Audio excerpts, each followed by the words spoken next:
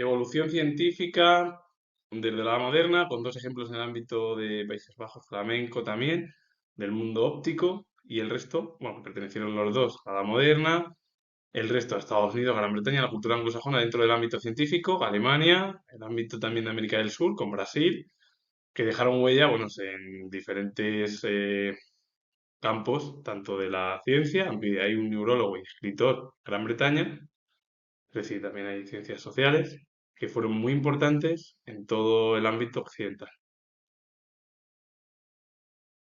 Antes de hablar de todos ellos, voy a definir cuatro conceptos. La microbiología, que es la rama de la biología que se dedica al estudio de los microorganismos, organismos tan pequeños que no son visibles a simple vista. Estos microorganismos incluyen bacterias, hongos, virus, protozoos y otros agentes como viroides y priones. Es decir, que la microbiología es una rama de que está dentro de la biología. Lo que pasa es que se dedica al estudio de organismos pequeños, que no se ven a simple vista, sino que necesitas un aparato, que es el microscopio, que de ahí que sean microorganismos, y con el objetivo de evitar, bueno, pues, enfermedades e infecciones, sobre todo al ser humano.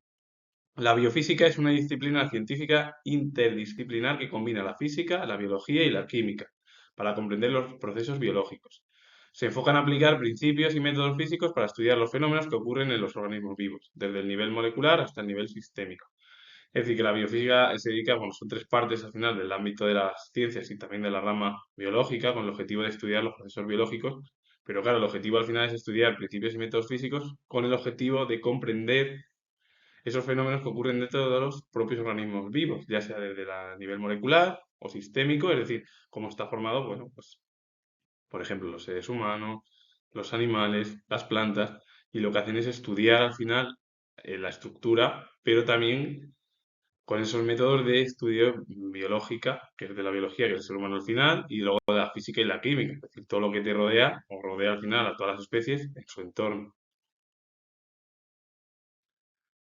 La biología molecular es una disciplina que estudia los procesos biológicos a nivel molecular, centrándose en la estructura, función e interacción de las moléculas esenciales para la vida, entre ellos, por ejemplo, los ácidos nucleicos, ADN, el ARN, proteínas.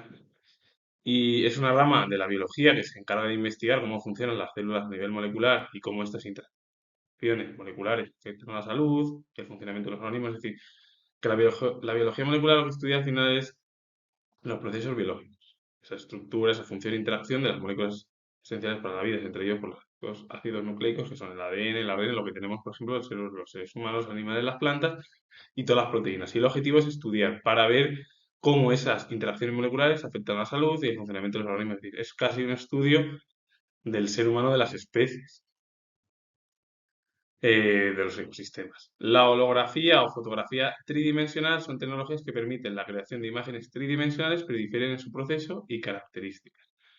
Bueno, pues al final son formas de crear un 3D, esa imagen tridimensional, que es, bueno, pues casi una novedad que empezó a surgir, bueno, pues ya casi dentro del ámbito científico.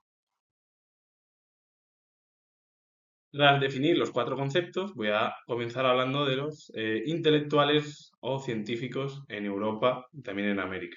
Hans Lippershey fue óptico neerlandés, se le atribuyó la invención del telescopio. Bueno, hay pocos casos documentados sobre él, porque no se sabe ni cómo es su nombre en sí, si se llama Jean Lippershey, Hans Lippershey o Johann Lippershey. Bueno, ahí tiene varios nombres porque tampoco hay mucha documentación sobre el óptico neerlandés y que solía recorrer en las cortes europeas de inicios del siglo XVII con un espectáculo que incluía un tubo magnificador de imágenes llamado en neerlandés Kike, que es B2. Y la obra es Siderius Nuncius de 1110. Bueno, es un hombre que fue uno de los ópticos más importantes en Europa y sobre todo en Países Bajos. Zacarías Janssen fue óptico flamenco, que se le atribuyó la invención del microscopio y también del telescopio. Era hijo de un óptico con taller propio y bueno, llamado según las fuentes Hans Jan Johann o Johannes Hansen. Su padre, que falleció cuando su hijo tenía solo 4 años, su madre lo instruyó en las tareas del taller familiar, que el propio Zacarías Janssen dirigió hasta 1624. Es decir, bueno, pues, su padre ya era ya era óptico y su hijo, bueno, pues siguió la tradición del oficio gracias también a que lo instruyó su propia madre. Salvatore Eduardo Luria fue biólogo y médico estadounidense de origen italiano. En 1940 se estableció en Estados Unidos, donde enseñó microbiología en el Instituto Tecnológico de Massachusetts. Colaboró asimismo en trabajos de investigación en la Universidad de Columbia. Y una de las obras es Vida, un experimento inacabado. Alfred Dade Hersey fue científico estadounidense, estudió en el Michigan State College y fue profesor de la Universidad de Washington de Saint Louis hasta 1950, trabajando a continuación en la Carnegie Institution de Washington. Ambos fueron importantes científicos, sobre todo Salvatore Luria. Luria, aparte de ser médico, fue biólogo. Y él era de origen italiano, pero se estableció en Estados Unidos en 1940, bueno, justo además cuando estalló la Segunda Guerra Mundial. Y los dos fueron, pues al final casi también dos docentes, porque estuvieron trabajando, sobre todo Alfred de Gese, como profesor. Salvatore Luria fue donde enseñó microbiología también en el Instituto Tecnológico de Massachusetts, es decir, que bueno, su vida laboral también fue de docente.